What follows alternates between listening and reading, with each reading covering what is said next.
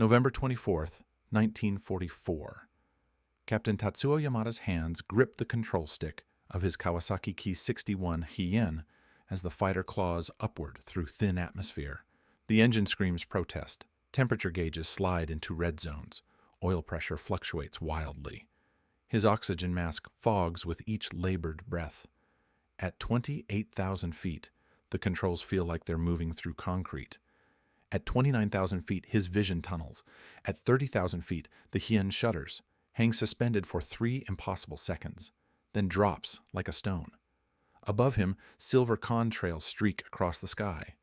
The American bombers cruise at 31,000 feet, completely untouchable, their crews comfortable in shirt sleeves, while Yamada struggles not to pass out from hypoxia.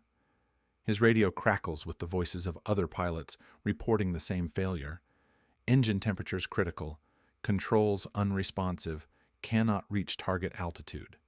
This is the morning Japan's military leadership discovers they cannot defend their homeland.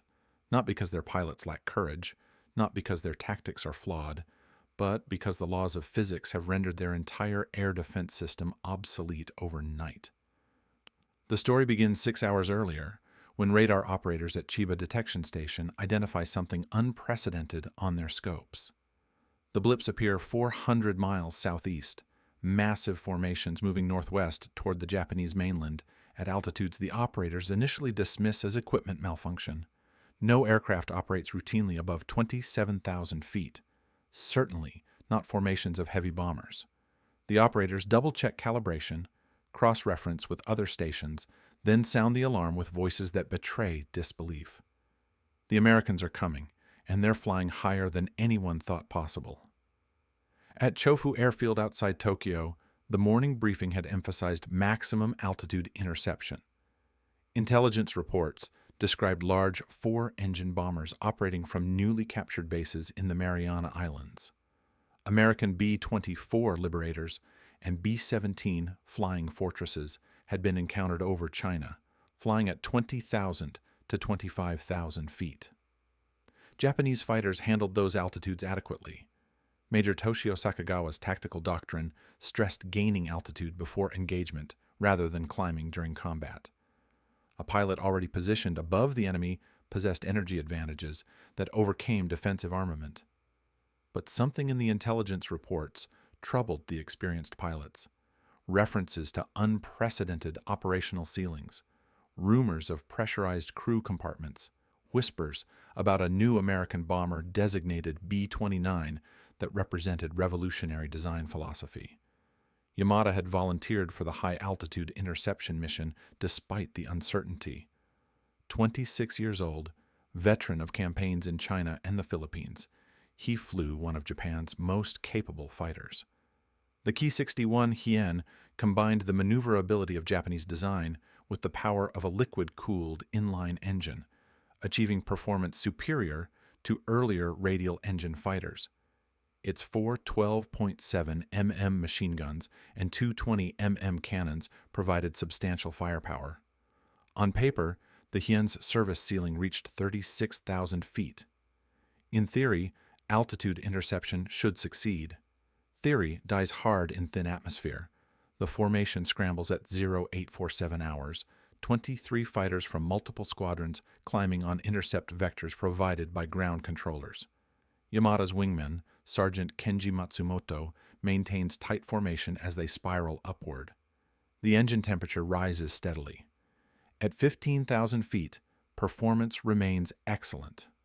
At 20,000 feet, the climb rate begins degrading.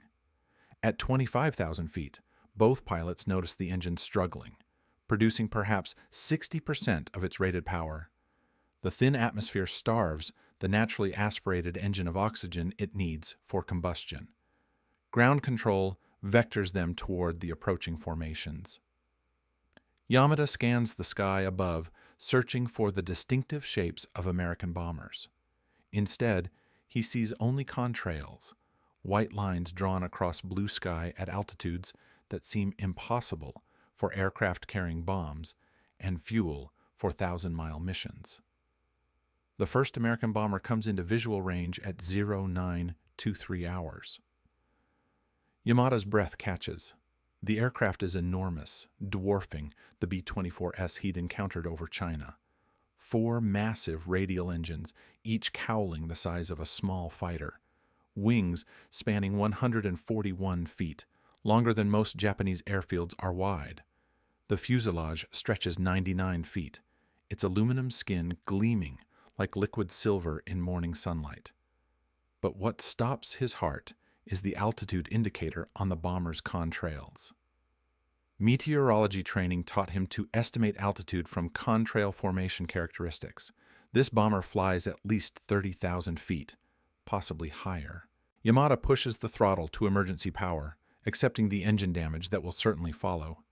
The manifold pressure exceeds manufacturer limits. Cylinder head temperature approaches failure points.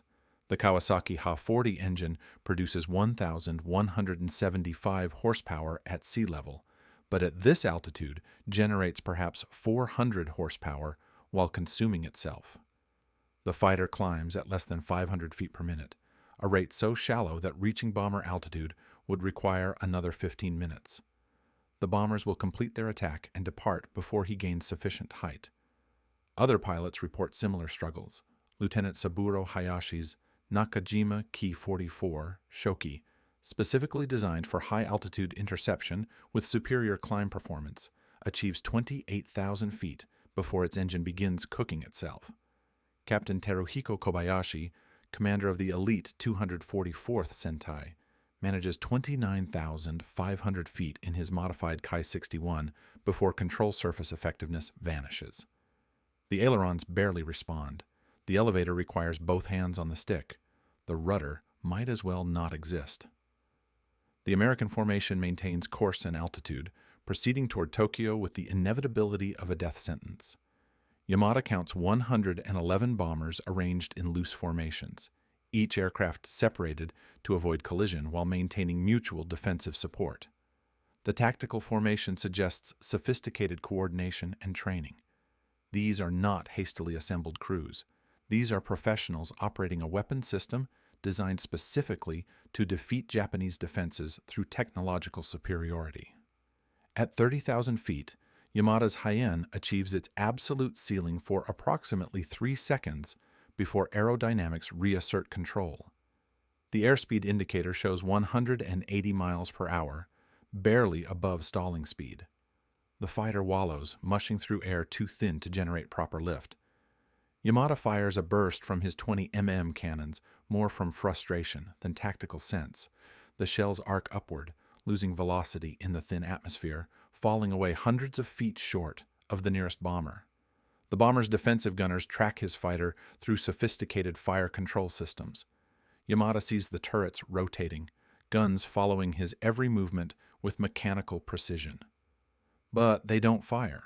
No point wasting ammunition on a target that cannot reach effective range. The bomber crews simply watch, probably with mixture of pity and relief, as Japanese fighters struggle thousands of feet below. The Hien stalls. Yamada has perhaps 1 second of warning before the left wing drops and the fighter enters a spin. He instinctively applies opposite rudder and forward stick, but the controls respond so sluggishly in the thin air that the fighter completes 2 full rotations before beginning recovery. He loses 3,000 feet before regaining controlled flight. His engine temperature gauge shows critical overheating. Oil pressure fluctuates dangerously. The fighter has been damaged by its own desperation. Yamada attempts a second climb, managing only 28,000 feet before the engine begins missing, running rough on cylinders that can no longer ignite fuel properly in oxygen-starved air. The bombers pass overhead, their contrails drawing parallel lines across Tokyo's sky, untouched and unreachable. The psychological impact exceeds any physical damage. Every Japanese pilot in the sky witnesses the same impossible reality. Their enemy operates in a realm they cannot access. Inside the lead, B-29, designated Dauntless Dottie, Captain Robert Morgan commands 11 crew members, working in an environment that would have seemed like science fiction just 5 years earlier. The pressurized cabin maintains 8,000 feet equivalent altitude, while the bomber cruises at 31,000 feet actual.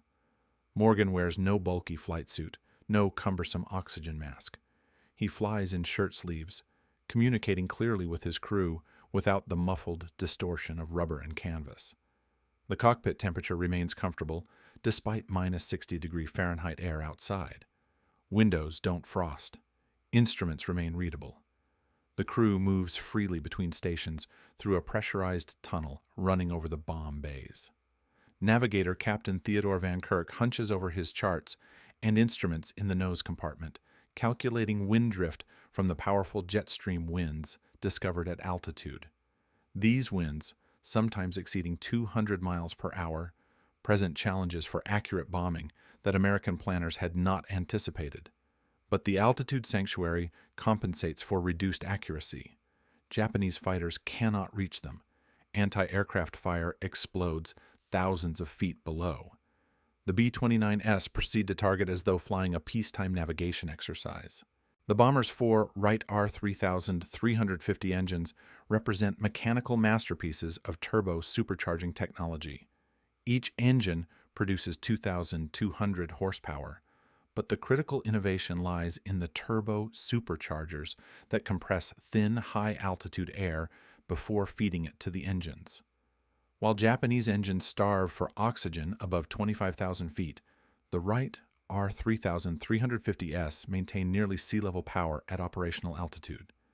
This technological advantage, combined with pressurization, creates the insurmountable gap Japanese pilots discover this morning. Bombardier Lieutenant Coleman peers through the Norden bomb site, making final adjustments as the formation approaches the primary target. The Nakajima Aircraft Company's Musashino engine plant sprawls across Tokyo's outskirts, one of Japan's most important aircraft engine manufacturing facilities. Destroying this plant would cripple Japanese fighter production, widening the technological gap further. The bombing run proceeds without evasive maneuvers. No need for the violent jinking and altitude changes that characterized European bombing missions against German defenses. Japanese fighters cannot reach them. The flak cannot reach them. Only the jet stream winds matter, and those are navigational challenges, not survival threats. Below, Lieutenant Kenji Tanaka coordinates fighter operations from sector control, receiving increasingly desperate reports from interceptor squadrons. Pilots report engines failing at altitude, controls becoming ineffective, oxygen systems inadequate for sustained high-altitude operations. Some pilots report hypoxia symptoms, confused thinking, tunnel vision, inability to make tactical decisions. Others report frostbite, despite heavy gloves, their hands going numb from cold, transmitted through control sticks. The accumulated reports paint a picture of complete tactical failure. Warning time proved adequate. Radar tracking worked perfectly. Early interception attempts launched with sufficient time to position advantageously. But none of it matters when fighters cannot physically reach bomber altitude. The technological disparity extends beyond simple altitude to every aspect of aerial warfare. Japanese pilots breathe from oxygen systems designed for shorter engagements at lower altitudes. The calcium hydroxide canisters that absorb carbon dioxide become saturated during extended high-altitude climbs. Pilots begin rebreathing their own exhaust, carbon dioxide levels rising, judgment deteriorating. American crews use sophisticated oxygen systems with multiple redundancies, pressure regulators, and sufficient capacity for 10-hour missions. Japanese pilots wear leather gloves that transmit cold from frozen metal controls. American gunners operate electrically heated gloves and suits. Japanese radios frequently fail at altitude from cold and low voltage. American communication systems function flawlessly in pressurized, climate-controlled compartments. The formation reaches the target at 10:32 hours. Bombardier Coleman releases his bombs on signal, followed by other aircraft dropping in sequence from their varying altitudes. 277 tons of high explosive and incendiary bombs fall toward the Musashino plant. The powerful jet stream winds scatter many bombs away from target, with only 24 aircraft achieving direct hits on the primary target. But the psychological impact exceeds the physical damage. The bombs fall from unprecedented altitude, while Japanese fighters circle helplessly below, watching their nation's industrial capacity attacked without ability to intervene.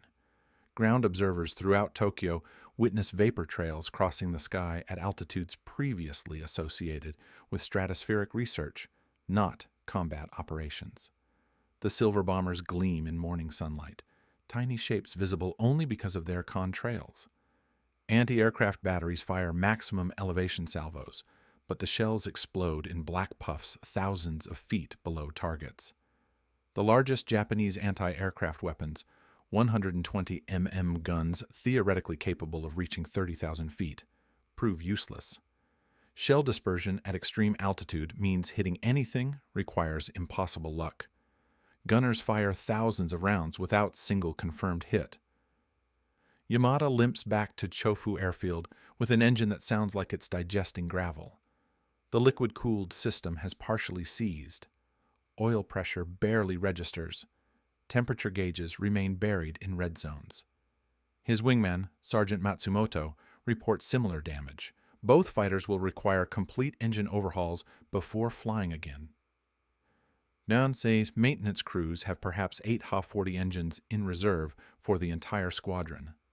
This morning's futile interception attempt has consumed 2 engines without firing a single effective burst. The debriefing takes place in silence, heavy with implications. Squadron Commander Major Sakagawa listens to pilot reports with expression that shifts from concern to disbelief to something approaching despair. 23 fighters scrambled. 23 fighters failed to engage effectively. Several pilots achieved brief firing opportunities from extreme range. None observed hits. 2 pilots attempted ramming attacks. Both failed to reach target altitude, stalling away before contact. The Americans lost 1 bomber to a pilot who managed to collide with a damaged B-29 already losing altitude from mechanical problems, a suicidal gesture that cost a trained pilot an irreplaceable fighter without preventing the raid. Across Tokyo, similar debriefings reach similar conclusions. Approximately 40 Japanese fighters made attack attempts. Most never achieved firing range. The few that did fired from positions so disadvantageous that hits proved impossible. Machine gun rounds lose velocity rapidly in thin air. Cannon shells describe ballistic arcs that fall short of targets. Even if a shell reaches target altitude, it arrives with insufficient energy for penetration of the B-29's armored structure. Intelligence Officer Lieutenant Commander Minoru Genda analyzes the morning's failure from Naval Headquarters. His reports to superiors emphasize unprecedented bomber altitude exceeding Japanese interceptor capabilities by significant margins. Even the Navy's latest fighters cannot effectively engage at such heights. The strategic implications suggest requirements for completely new aircraft designs, engines with sophisticated supercharging, pressurized cockpits, improved oxygen systems. But Japan lacks the time and resources for such development. Industrial capacity already strains to replace combat losses. Raw materials grow increasingly scarce as American submarines strangle maritime supply lines. The aluminum, special steels, and exotic alloys required for advanced aviation technology simply don't exist in sufficient quantities. The intelligence failure reflects limited technical information about American pressurization technology and turbo supercharging innovations. Japanese planning assumed enemy bombers would operate at conventional altitudes below 25,000 feet based on all previous experience.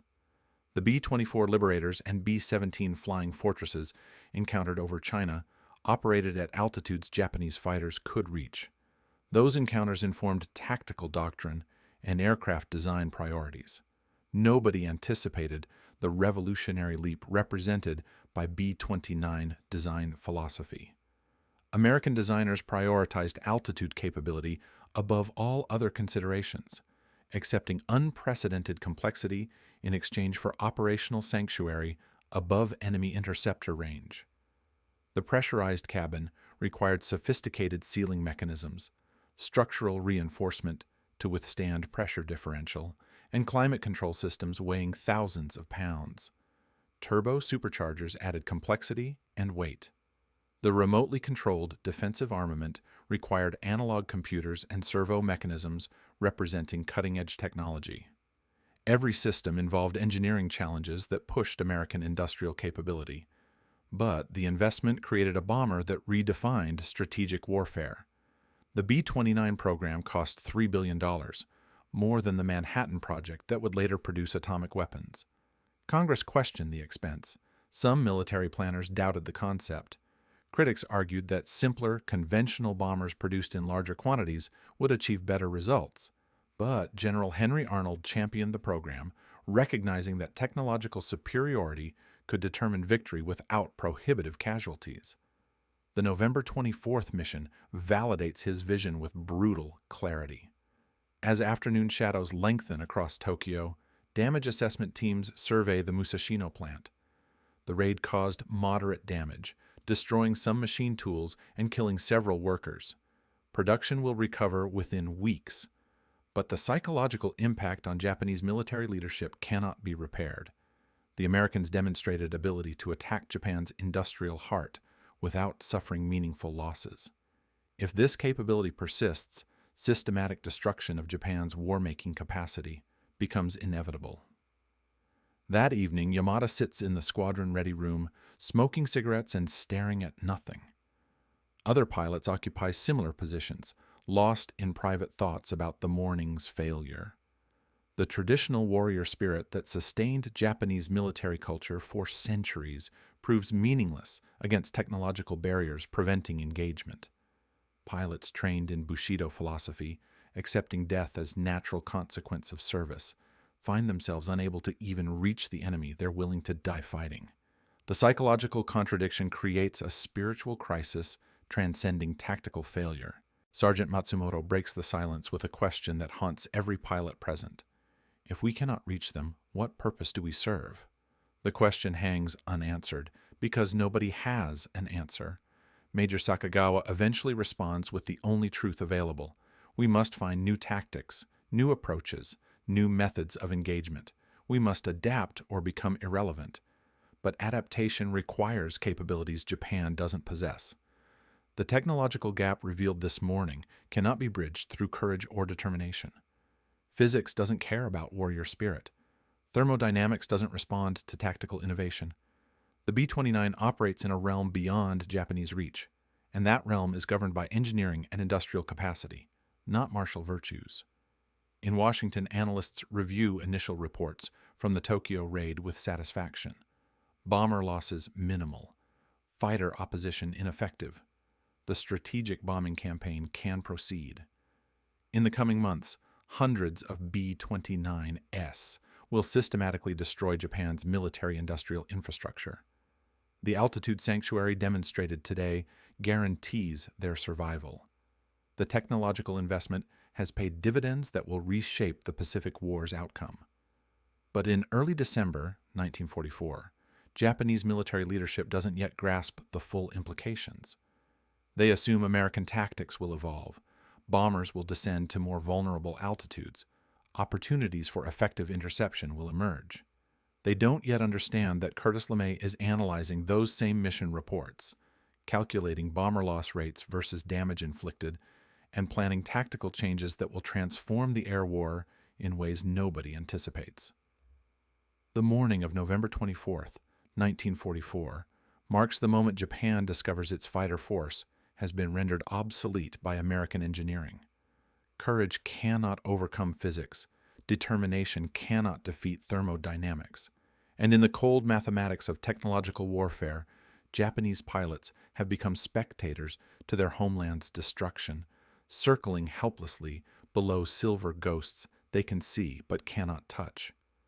What happens next will prove even more devastating, because the Americans had miscalculated one critical factor. Those powerful jet stream winds scattering bombs across Tokyo weren't just navigational challenges.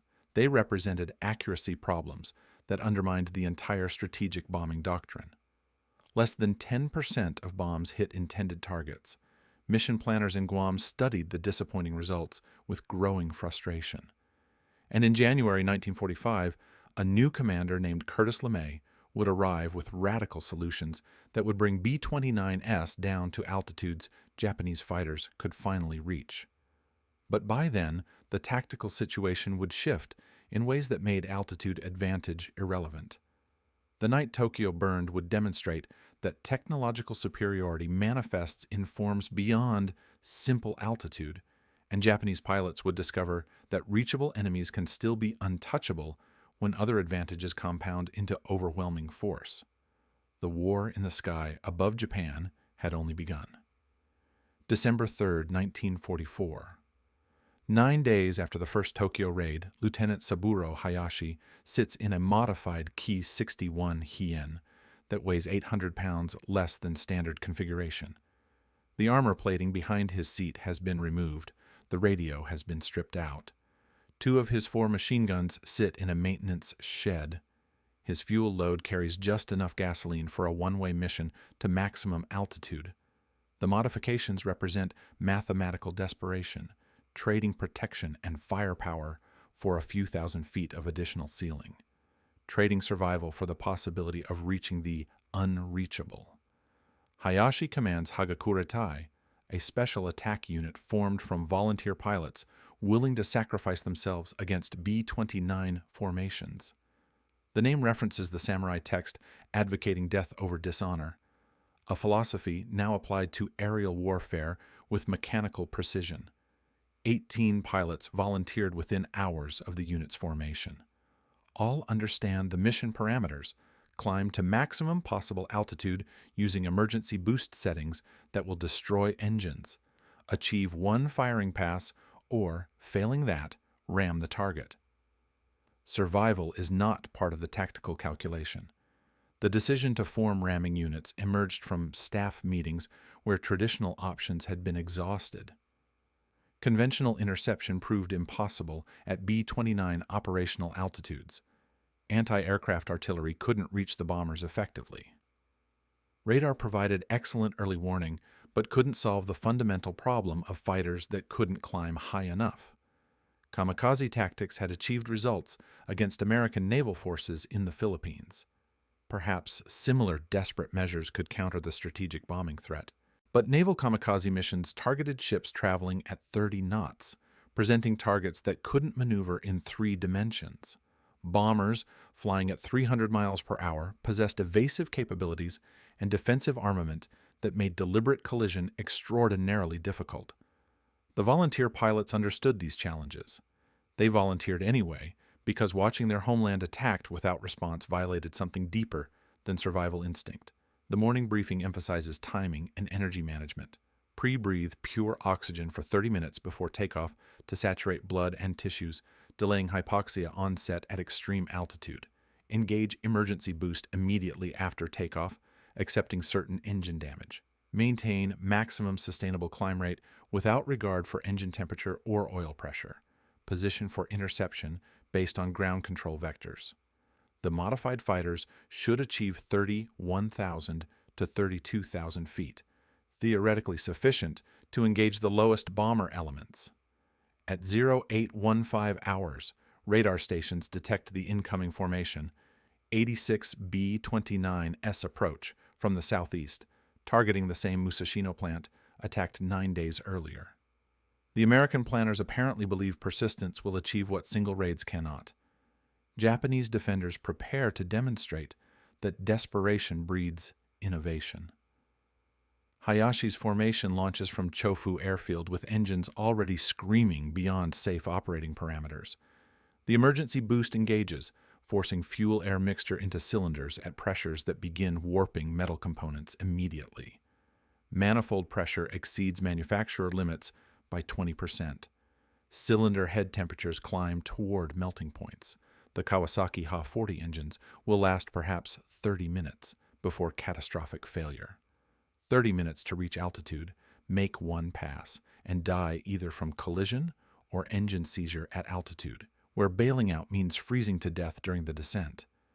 The modified Ki-61 climbs faster than standard configuration, shedding weight translating directly into performance.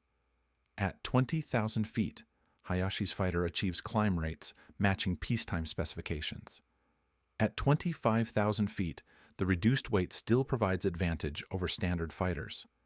At 28,000 feet, the engine begins protesting with sounds that would normally trigger immediate throttle reduction and emergency landing. Hayashi ignores the warnings, maintaining maximum power while monitoring altitude gain. Every 100 feet matters. Every second of climb brings him marginally closer to the silver formations approaching from the south. Meanwhile, Captain Teruhiko Kobayashi leads the elite 244th Sentai in a different tactical approach. His pilots position themselves at maximum sustainable altitude before the bombers arrive, hoping to dive on targets with energy advantage. The doctrine learned from Major Toshio Sakagawa emphasized gaining altitude before engagement. Starting from 28,000 feet, a diving attack might achieve sufficient closure rate for effective firing opportunity. The theory assumes the bombers will fly at altitudes the fighters can reach. The theory proves wrong. The B-29 formations vary altitude between 27,000 and 30,000 feet, depending on individual aircraft loading and power settings. Weather conditions over Tokyo include scattered clouds at 25,000 feet, providing some concealment for the highest altitude approaches. The bomber stream stretches across 30 miles of sky, presenting multiple target elements but complicating coordinated defense. Japanese ground controllers vector fighters toward the most vulnerable formations, but vulnerable remains relative term when discussing aircraft flying thousands of feet above your ceiling. Hayashi achieves 30,500 feet. His vision tunnels despite pure oxygen flowing through the mask. The pre-breathing helped, but at this altitude, oxygen partial pressure barely sustains consciousness. His hands feel disconnected from his body, operating controls through muscle memory rather than conscious thought. The engine sounds like it's tearing itself apart, metallic screaming audible over wind noise and his own ragged breathing. Oil pressure fluctuates wildly. Temperature gauges peg at maximum readings. Ahead and above, a B-29 labeled Honorable Sad Saki proceeds toward target. The bomber flies at 31,000 feet, 500 feet higher than Hayashi's fighter can sustain. He attempts a zoom climb, trading airspeed for altitude in one desperate lunge upward. The Kai-61 climbs through 30,800 feet, 31,000 feet, 31,200 feet. The controls stop responding. The fighter hangs motionless for perhaps 2 seconds, balanced between momentum and gravity before physics reasserts control and the aircraft stalls. Hayashi fires his remaining 20 mm cannons during those 2 seconds, emptying ammunition boxes in one sustained burst. Shells arc upward, some passing within 50 feet of the bomber's tail section. The B-29's tail gunner, Staff Sergeant Michael Romano, tracks the fighter through his gun sight, but doesn't fire. The Japanese pilot clearly cannot sustain his altitude, no point wasting ammunition. Romano watches the Ki-61 stall, enter a flat spin, and drop away like a wounded bird. The fighter falls 3,000 feet before Hayashi recovers, his engine now missing on at least 2 cylinders, coolant streaming from a ruptured line, airframe shuddering from damage accumulated during the desperate climb. He nursed the dying fighter back toward Chofu, knowing he'd achieved nothing except demonstrating that even stripped, modified aircraft flown beyond their operational limits still couldn't reach the American bombers. Sergeant Masaki Itaki achieves marginally better results in another Hagakure-tai fighter. His K-61 reaches 31,500 feet, the highest altitude any Japanese fighter would achieve during the entire B-29 campaign. A straggling bomber, damaged during assembly over Saipan, with one engine running rough, flies at 30,000 feet, separated from formation protection. Itaki spots the vulnerable target and commits to ramming attack. The approach requires precise energy management. Too fast, and he'll overshoot. Too slow, and he'll stall before contact. Itaki adjusts throttle, aiming for the bomber's wing route, where collision would break the main spar and guarantee destruction. The B-29's gunners track his approach. The central fire control system coordinates defensive fire, with top turret, tail guns, and and side blisters, all bearing on the attacking fighter. 50 caliber rounds stream toward Itaki's fighter. He feels impacts, sees holes appear in his wings, and cowling. One round fragments against the engine block. Another penetrates the cockpit, passing between his arm and torso without hitting flesh. The windscreen cracks, control cables sever, but the fighter maintains course, closing distance to the bomber with mathematical inevitability. At 500 feet range, Itaki's engine seizes completely. The sudden loss of power destroys his carefully balanced approach angle. The fighter drops, losing altitude at 50 feet per second. He pulls back on the stick, trying to trade remaining airspeed for altitude, but the damaged control system barely responds. The Ki-61 passes 500 feet below the bomber, close enough that Itaki sees faces in the waist gunner positions, watching his failed attack. The fighter enters an uncontrollable spin. Itaki considers bailing out, but recognizes futility. He's at 30,000 feet with outside air temperature at minus 60 degrees Fahrenheit. The parachute descent will take 30 minutes, long enough to freeze to death even if he doesn't lose consciousness from oxygen deprivation. He rides the spinning fighter down, regaining some control at 20,000 feet, where denser air provides control surface effectiveness. The damaged fighter limps back towards base, another testament to courage rendered meaningless by technological disparity. Kobayashi's 244th Sentai achieves 3 successful firing passes against the formation, the best Japanese performance of the day. Starting from optimal altitude positions, diving with energy advantage, his pilots manage to engage briefly before gravity reclaims altitude advantage. Captain Yoshio Mitsuyoshi fires a 3-second burst into a B-29's No. 3 engine, observing hits and trailing smoke. The bomber maintains formation, its remaining 3 engines providing sufficient power to continue mission despite damage. Lieutenant Jiro Tanaka scores hits on another B-29's fuselage, seeing pieces fly off the aluminum skin. Again, the bomber proceeds to target, demonstrating remarkable durability. The 3rd successful attack ends differently. Sergeant Hiroshi Nakamura's diving pass achieves perfect deflection angle, his 20 mm shells walking along the B-29's wing and into the No. 2 engine nacelle. The engine explodes in flame. Fire spreads rapidly despite automatic suppression systems. The bomber, designated Waddy's wagon, loses altitude, dropping away from formation protection. The crew fights the fire while the pilot, Captain James Wade, wrestles controls of an aircraft becoming increasingly unstable. Nakamura attempts a second pass, but his fighter has insufficient energy for sustained engagement. He watches the damaged bomber descend toward Tokyo Bay, eventually ditching in the water, where submarine USS Spadefish would later rescue 8 survivors. The confirmed kill represents Japanese fighter effectiveness at its maximum against B-29 raids. 1 bomber destroyed from 86 attacking. A loss rate of 1.16%, insufficient to deter or significantly impact American strategic bombing campaign. Inside the lead B-29 Dauntless Dottie, navigator Captain Theodore Van Kirk studies the target approach with growing frustration. The jet stream winds discovered at altitude proved stronger than the November 24th raid, now exceeding 250 miles per hour from the west. The powerful winds push bombers across targets at combined ground speeds approaching 550 miles per hour. Bombardiers have perhaps 10 seconds from a target identification to bomb release. Accuracy becomes nearly impossible, regardless of Norden bombsight, precision, or crew skill. Bombardier Lieutenant Coleman releases ordnance based on calculations already outdated by the time bombs leave the aircraft. The weapons drift miles east of intended impact points. Across the formation, similar problems afflict every aircraft. Only 18 B-29S achieve hits on the primary target. Others bomb secondary targets or miss entirely. The physical damage inflicted proves disproportionate to effort expended and risk accepted. But the American tactical philosophy doesn't require perfect accuracy when operating from sanctuary.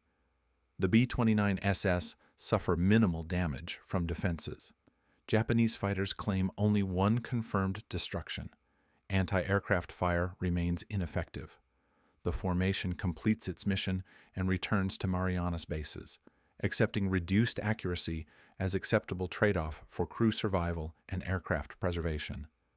On the ground in Tokyo, damage assessment teams survey destruction with grim satisfaction.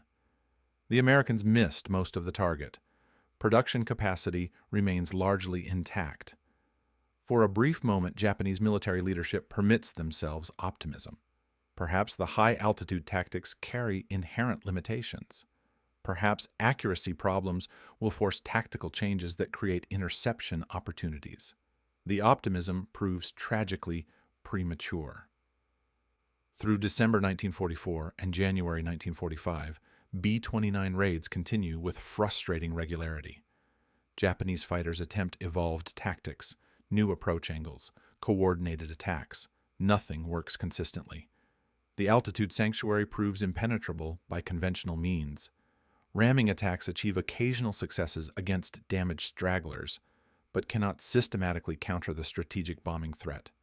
Specialized ramming units form at multiple bases, recruiting pilots willing to trade their lives for bomber destruction. The exchange rate proves unsustainable. 10 pilots dying to destroy one bomber represents mathematics of annihilation. Lieutenant Yoshio Hayashi flies multiple ramming sorties without achieving contact. His third attempt brings him within 100 feet of a B-29 before his engine fails and the fighter stalls away. His fourth attempt achieves direct hit on a bomber's vertical stabilizer, but his fighter disintegrates on impact while the B-29's damage, though significant, allows the crew to reach Iwo Jima for emergency landing. Hayashi's fifth ramming attempt ends with him bailing out at 25,000 feet after his stripped-down fighter suffers engine failure during climb. He lands safely, but sustains frostbite injuries that end his flying career. The special attack philosophy that proved effective against naval targets fails in the vertical dimension. Ships cannot dodge vertically or accelerate to escape.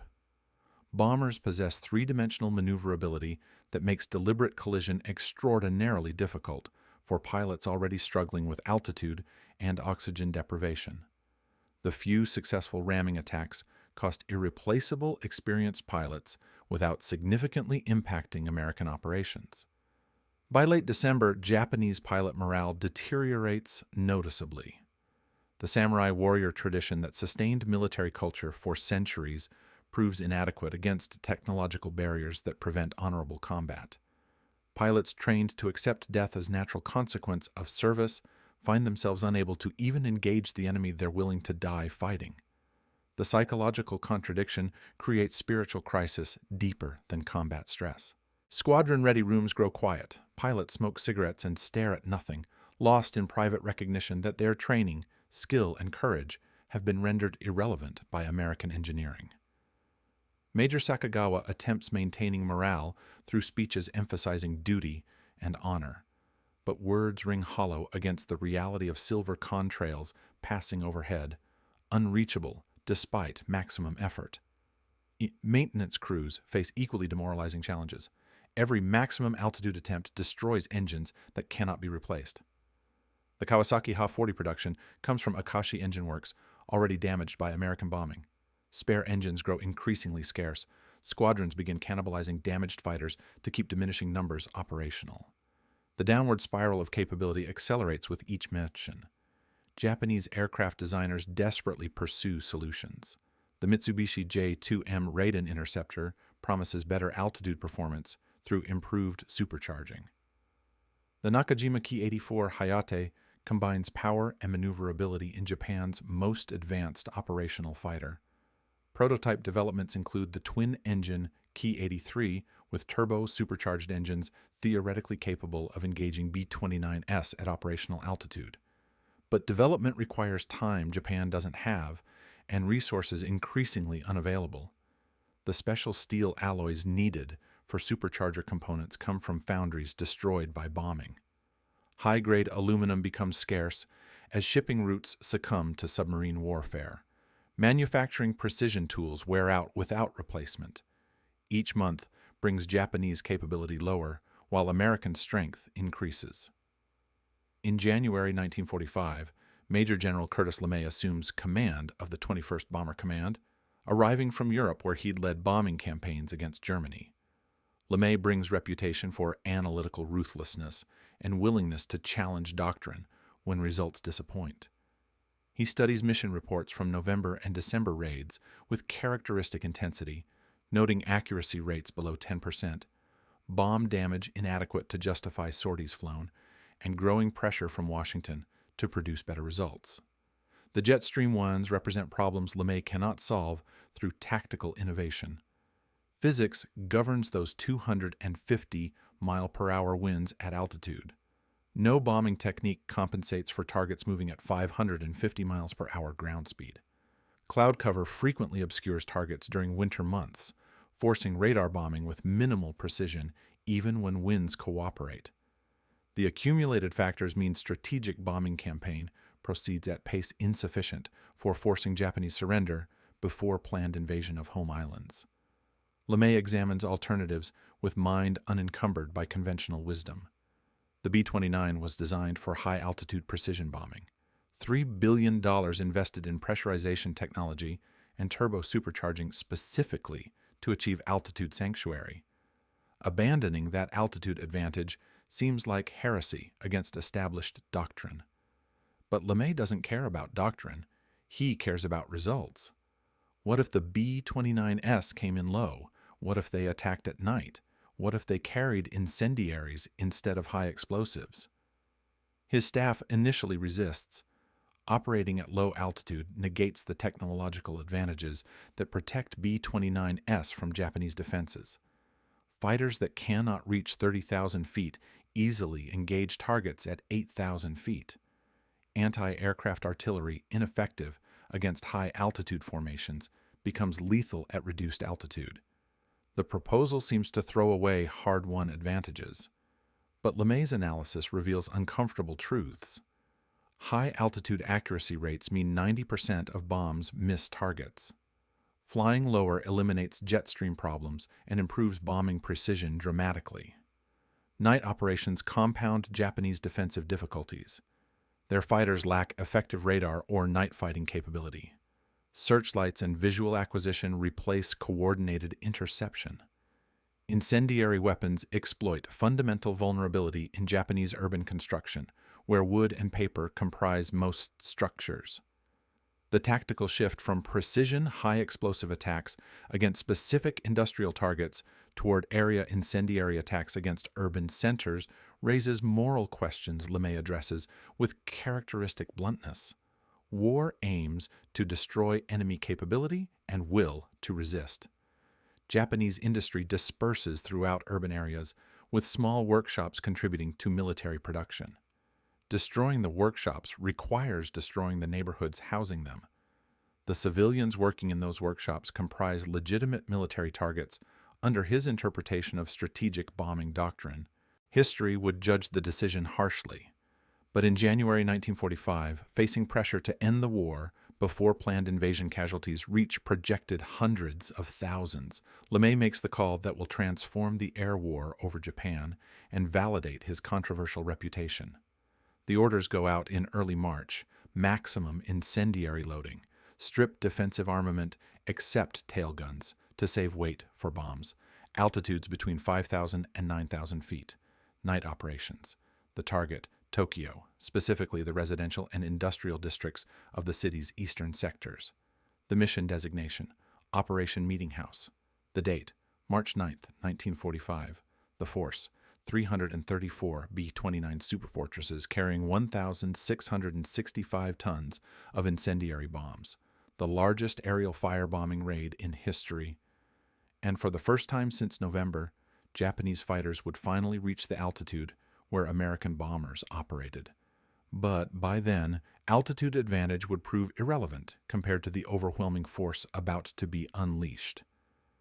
The night Tokyo burned would demonstrate that technological superiority manifests in forms beyond simple altitude, and Japanese pilots would discover that reachable enemies can still be untouchable when numbers, firepower, and tactical surprise compound into overwhelming force. Lieutenant Yoshio Mitsuyoshi would scramble his Nakajima Ki-44 from Matsudo Airfield in darkness, finally able to reach bomber altitude without difficulty. What he encountered that night would haunt him for the rest of his life. March 9th, 1945, 23:42 hours. Radar operator Corporal Shigeo Yamamoto watches his scope at Chiba Detection Station as contacts appear 150 miles southeast of Tokyo. The blips multiply rapidly, more aircraft than any previous raid. He counts formations, recounts, then reaches for the telephone with hands that tremble slightly. His voice remains steady as he reports to Sector Control. Multiple large formations approaching from the south-southeast. Estimated strength over 300 aircraft. Altitude readings confuse him initially. The bombers fly at 7,000 feet. 7,000, not 30,000. Not the unreachable altitudes that had defined every raid since November. For a moment, Yamamoto wonders if his equipment malfunctions. He cross-checks with other stations. They confirm his readings.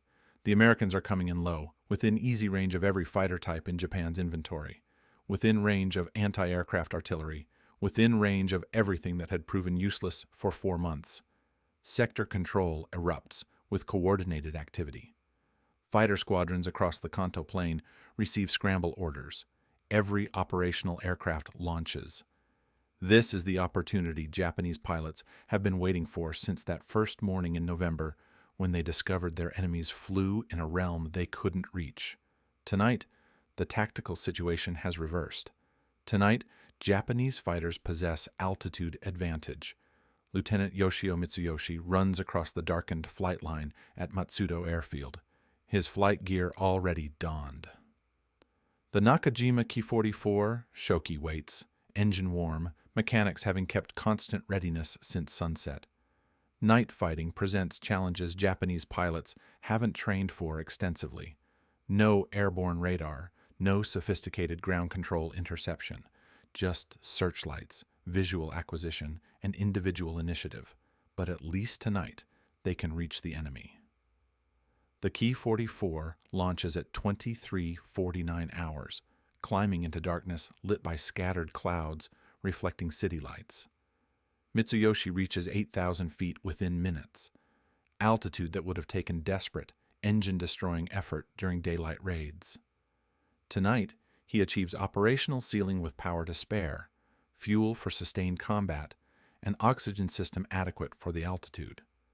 For the first time in 4 months, Japanese fighters possess tactical parity. The first B-29 appears in searchlight beams at 08 hours on March the 10th. The bomber flies straight and level at 7,000 feet, painted silver-white in the concentrated light. Mitsuyoshi banks toward the target, advancing throttle to intercept course. The bomber seems almost casual in its approach, none of the altitude sanctuary that characterized previous state raids. He notices immediately that defensive gun positions appear reduced. The top turret sits empty, the side blisters lack guns. Only the tail position shows obvious armament. Intelligence had not predicted this modification. LeMay's decision to strip defensive guns remained classified until bombers appeared over target. The weight savings allowed maximum incendiary loading, but left aircraft vulnerable to fighter attack. The tactical gamble assumed night conditions and overwhelming numbers would compensate for reduced defensive capability. Mitsuyoshi achieves firing position 400 yards behind and slightly below the bomber. His four 12.7 mm machine guns and two 20 mm Ho-5 cannons concentrate tremendous firepower in the Shoki's nose. He squeezes the trigger, feeling the fighter shudder as weapons fire. Tracers arc toward the B-29. He observes hits on the right wing and fuselage. Pieces of aluminum skin fly off. The bomber's tail gunner returns fire, bright streams of 50 caliber tracers passing close enough that Mitsuyoshi sees individual rounds. But the Japanese pilot maintains his attack run, walking fire along the bomber's length. The B-29's No. 4 engine begins streaming smoke. The bomber banks left, losing altitude. Mitsuyoshi follows, firing again. More hits. The engine erupts in flames. The bomber descends toward Tokyo's outskirts, still under control, but clearly damaged. Mitsuyoshi breaks off, searching for additional targets. The sky fills with bombers, searchlight beams, tracers, and anti-aircraft fire. For the first time, Japanese defenders possess tactical opportunity. But opportunity means nothing against numbers. The 334 B-29s of Operation Meeting House carry 1,665 tons of incendiary bombs. Each aircraft loads with M69 incendiary clusters designed specifically for Japanese urban construction. The 6-pound bomblets contain napalm gel that ignites on impact, burning at temperatures exceeding 1,800 degrees Fahrenheit. The gel adheres to wood, paper, fabric, and human skin, creating fires that conventional methods cannot extinguish. The weapon design reflects deliberate engineering for maximum destruction of Japanese residential districts. The lead bombers carry high-explosive bombs mixed with incendiaries, targeting Tokyo's fire stations and water-pumping facilities. The explosions destroy firefighting capability before the incendiary attack proper begins. Subsequent waves drop pure incendiary loads in calculated patterns designed to create individual fires that merge into area conflagration. The bombing plan, developed through analysis of German firebombing experience at Hamburg and Dresden, aims to generate self-sustaining firestorm conditions. The first bombs fall at 0015 hours on eastern Tokyo's Shitamachi district, densely populated working-class neighborhoods where small workshops and residences intermingle. The M69 clusters break open at altitude, scattering individual bomblets across wide areas. Each bomblet ignites on impact, starting separate fires in structures built primarily from wood and paper. Within minutes, hundreds of individual fires burn simultaneously across several square miles. Pathfinder aircraft mark target zones with colored flares. Following bombers orient on these markers, dropping their loads in precise patterns that saturate targeted areas. The incendiary attack proceeds with assembly line efficiency, each aircraft delivering its bombs and departing while the next formation approaches. The stream of bombers stretches across 45 minutes, maintaining constant pressure that prevents any effective defense organization.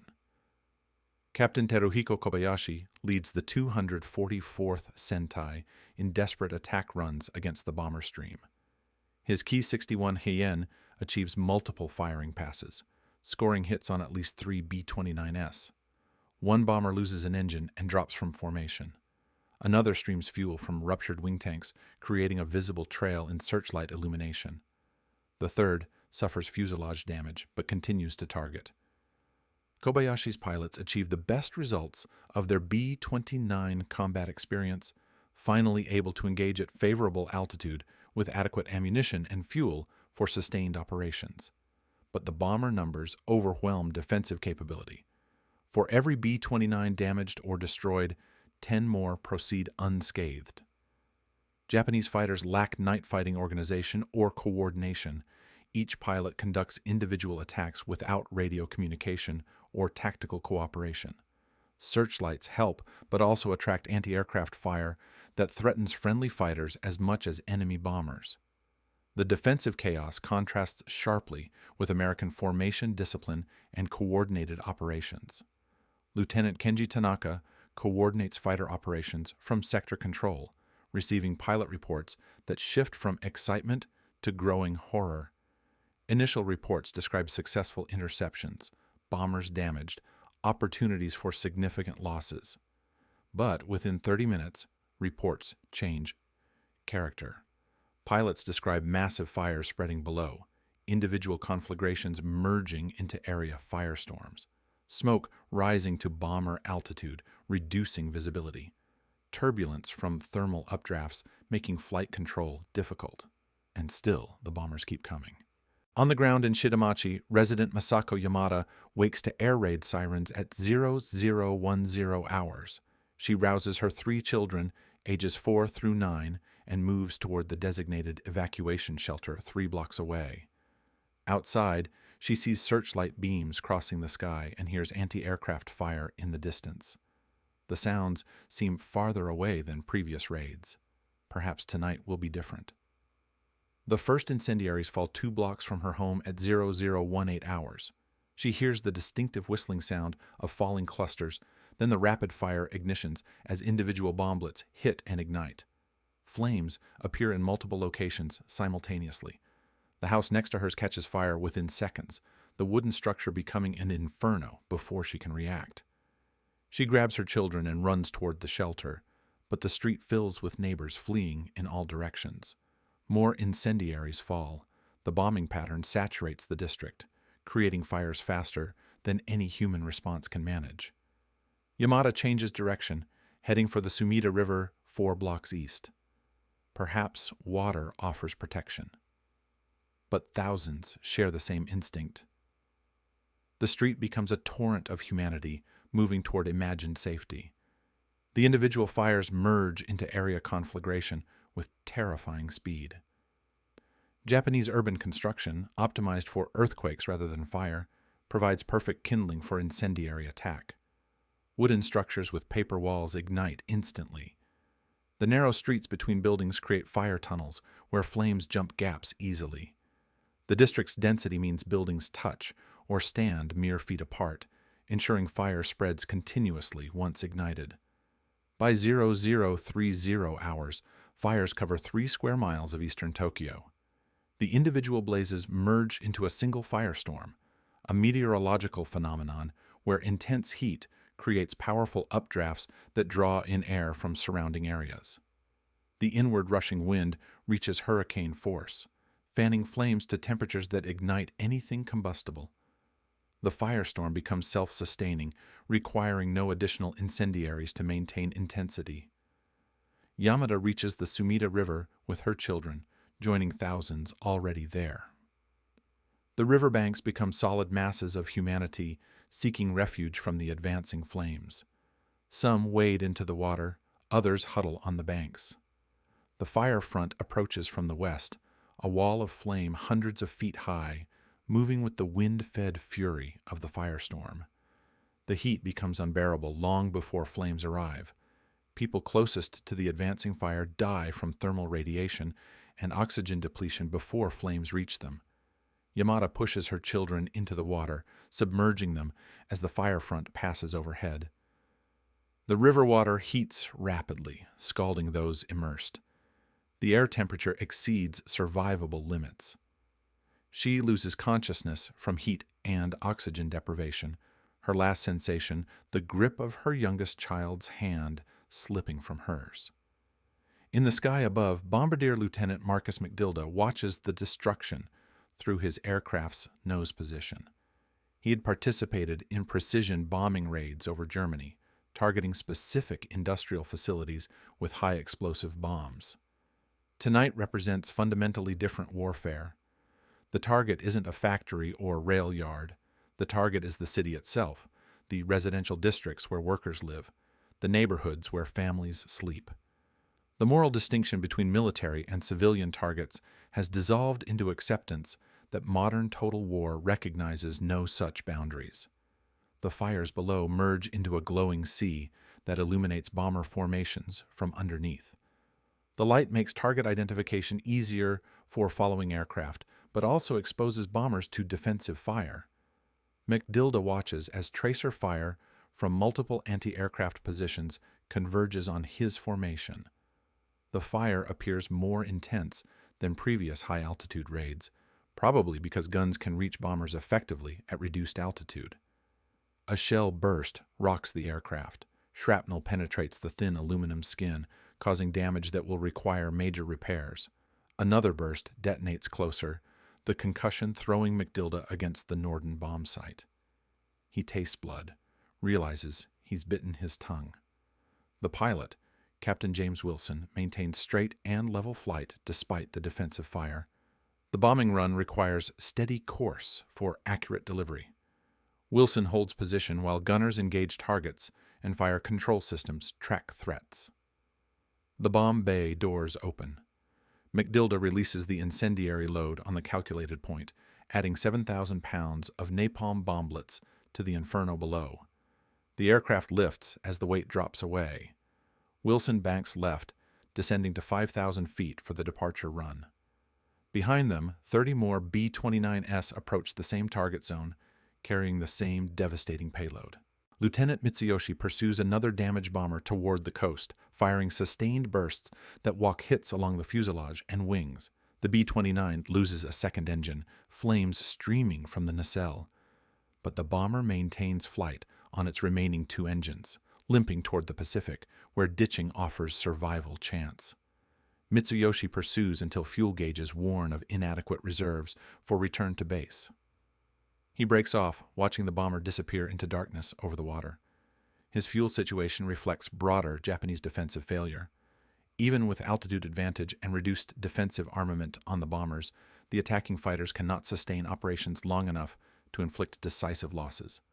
Limited fuel capacity, inadequate night fighting training, and lack of coordinated tactics mean individual successes don't translate to campaign effectiveness.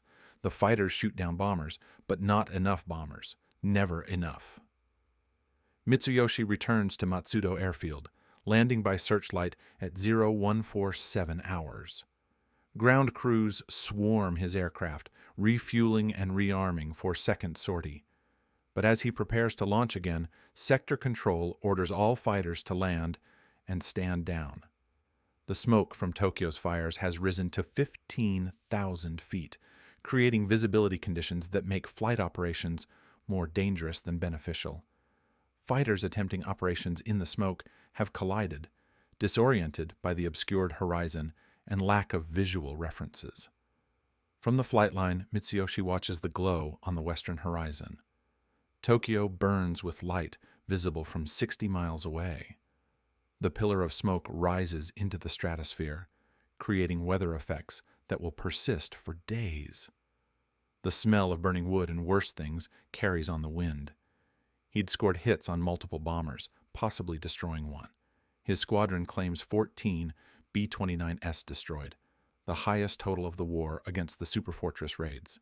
But Tokyo burns.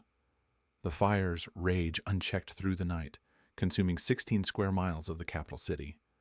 100,000 people die in the firestorm, the highest death toll of any air raid in history, exceeding even the atomic bombings that will follow months later.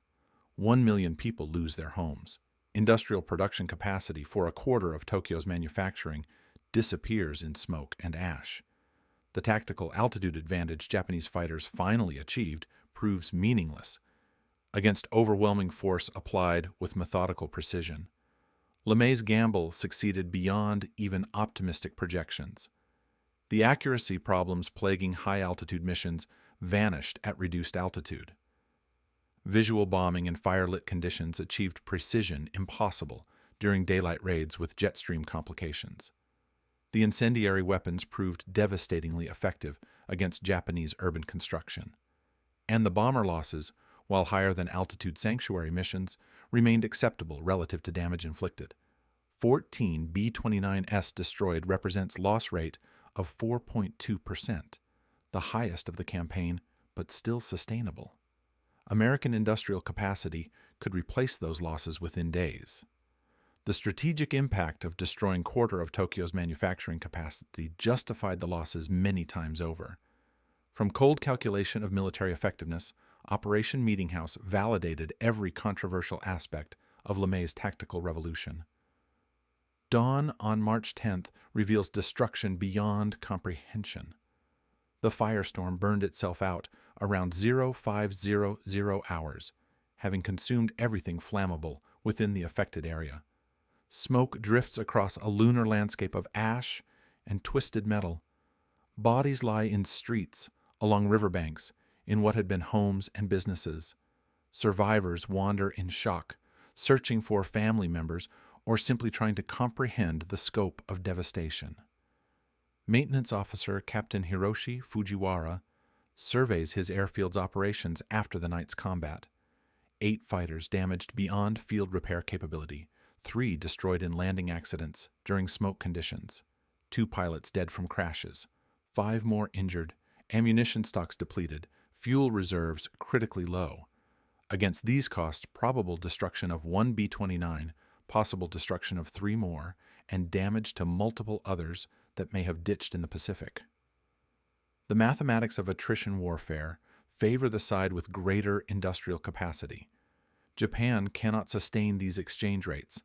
America can sustain them indefinitely. The recognition settles over Fujiwara like physical weight. They'd finally achieved conditions favorable for interception. They'd scored their best results of the entire campaign. And it didn't matter, would never matter. The Americans could absorb these losses while Japanese capacity eroded with each engagement. In the coming weeks, LeMay's tactics would systematically destroy Japan's major cities. Nagoya on March 11th, Osaka on March 13th, Kobe on March 16th, each raid following the template established during Operation Meeting House. Low altitude, night operations, incendiary weapons, maximum destruction of urban areas housing industrial capacity and workers. The strategic bombing campaign accelerates from precision attacks against specific targets to area destruction of entire urban districts. Japanese fighters adapt as best they can. Night fighter units organize. Radar-equipped aircraft attempt interception. Searchlight coordination improves. Tactics evolve. But nothing overcomes the fundamental disadvantage of insufficient numbers against overwhelming force. For every bomber destroyed, 50 complete their missions. The exchange mathematics guarantee Japanese defeat through systematic destruction of industrial capacity. Pilot morale, briefly elevated by the possibility of effective engagement, collapses as the campaign's scope becomes apparent. The altitude problem that had frustrated pilots for months gives way to a different but equally insurmountable challenge. They can reach the bombers now, but there are too many bombers, carrying too many incendiaries, destroying too much capacity too quickly. The psychological impact exceeds the previous frustration of unreachable enemies. At least when they couldn't engage, failure had explanation. Now they engage successfully and watch their homeland burn anyway. By April 1945, American P-51 Mustang fighters arrived from captured Iwo Jima, adding long-range escort capability to the bombing campaign. The Mustangs establish air superiority over Japan, making daylight operations safer for B-29S while presenting additional threats to Japanese interceptors. Fighters attempting bomber engagement must now fight through aggressive escorts. The tactical situation deteriorates from difficult to impossible. Captain Yasuhiko Kuro commands the 64th Sentai, equipped with new Nakajima Ki-84 Hayate fighters, Japan's most advanced operational fighter. The Ki-84 achieves performance superior to earlier types, with speed, maneuverability, and firepower matching or exceeding American fighters. In air-to-air combat against escorts, the Hayate performs admirably. But performance advantages mean nothing when outnumbered 10-1 with fuel for 30 minutes combat while enemy operations continue for hours. The strategic situation collapses throughout spring 1945. B-29 raids systematically destroy aircraft factories, eliminating production capacity for new fighters. Engine plants burn, ending manufacture of power plants needed for existing airframes. Aluminum refineries disappear in incendiary attacks, preventing construction of airframes. Fuel refineries suffer repeated bombing, reducing available aviation gasoline to fractions of requirement. The accumulated damage creates downward spiral, where reduced defensive capability enables more effective bombing, which further reduces capability. By July 1945, Japan's major cities lie in ruins. 67 urban centers have been systematically firebombed. Industrial production has collapsed to 20% of 1944 levels. Fighter pilot casualties exceed training capacity to replace them. The few remaining operational units conduct token resistance against overwhelming force. Tokyo, Osaka, Nagoya, Kobe. Each city tells the same story of technological superiority applied with methodical precision. But in late July, something changes in the American bombing patterns. Intelligence analysts notice modifications to specific B-29S operating from Tinian Island. Aircraft stripped of all defensive armament except tail guns. Bombers flying alone rather than in formations. Missions conducted at extreme altitudes, higher even than the November 1944 raids that first revealed the technological gap. These modified aircraft photograph cities rather than bomb them, documenting targets with mysterious precision. The intelligence reports note something else. The Americans have deliberately preserved certain cities from firebombing. Hiroshima remains largely untouched. Kokura shows minimal damage. Niigata stands intact. Nagasaki suffered only limited attacks. The pattern suggests calculation rather than oversight. These cities serve some purpose in American planning, though Japanese analysts cannot determine what. On Tinian Island, Colonel Paul Tibbets commands a unit operating these strange silver plate B-29s. His crews train for missions unlike any previous bombing operations. Single aircraft attacks, extreme altitude approaches, immediate escape maneuvers after bomb release, visual bombing requiring perfect weather. The training scenarios suggest a weapon so powerful that even the crew delivering it must flee the blast effects. Japanese intelligence officers study reconnaissance photographs showing these modified bombers. They note the empty gun turrets, the reinforced bomb bay doors, the unusual tail markings. Some analysts speculate about new incendiary formulations. Others theorize massive conventional bombs requiring reduced defensive armament for weight savings. None imagine the truth. None could imagine that American scientists have unlocked the power of the atom itself, creating a weapon that makes 9 months of strategic bombing seem almost merciful by comparison. The technological superiority that created altitude sanctuary, that enabled systematic destruction of Japan's cities, that rendered courage meaningless against physics, that same superiority was about to manifest in its most terrible form. In the weapon bays of these modified bombers resided the culmination of American engineering and industrial might. A weapon that would validate every brutal lesson of the strategic bombing campaign. A weapon that would prove, once and forever, that the gap separating Japanese defensive capability from American offensive power had widened beyond any possibility of closure. For 9 months, Japanese pilots had climbed desperately toward enemies they could see but never touch. They had watched their engines destroy themselves in futile attempts to reach bomber altitude. They had witnessed their homeland burn while circling thousands of feet below the aircraft, causing the destruction. Every tactical innovation failed. Every modification proved insufficient. Every sacrifice achieved nothing against the mathematics of thermodynamics and the superiority of American engineering. And now, in early August 1945, the final act of this technological tragedy was about to unfold. The delivery of a weapon that would depend entirely on the same altitude sanctuary that Japanese fighters had failed to penetrate since November 1944. A weapon that would end the war not through extended campaign, but through demonstration of power so absolute that continued resistance became unthinkable. The story that began with Captain Tatsuo Yamada's fighter stalling at 30,000 feet while silver bombers passed overhead would end with Lieutenant Matsuo Yasui experiencing identical failure for identical reasons. The circle would close where it began, with Japanese fighters unable to reach American bombers, with courage rendered meaningless by physics, with the inevitable defeat that technology determined from the first mission. What happened in the skies above Hiroshima and Nagasaki would prove that the lessons of strategic bombing had been learned completely. That altitude sanctuary enabled not just conventional bombing, but weapons that transcended everything that came before. That the technological gap revealed in November 1944 had not narrowed but widened into an abyss that would swallow 2 cities in nuclear fire. In Part 2, we witness the final validation of American technological superiority. The atomic missions that ended the Pacific War. The last desperate interception attempts that failed for exactly the same reasons they had always failed.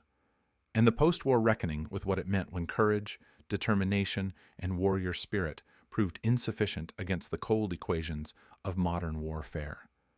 The mushroom clouds rising over Japan would cast shadows that persist to this day. But those clouds rose from bombers flying at altitudes Japanese fighters could not reach, delivered by technology Japanese industry could not match, enabled by industrial capacity Japan could never overcome. The altitude sanctuary that began as tactical advantage became the means to end a war. And for the pilots who spent 9 months trying to reach the unreachable, the final failure carried the same bitter mathematics as the first.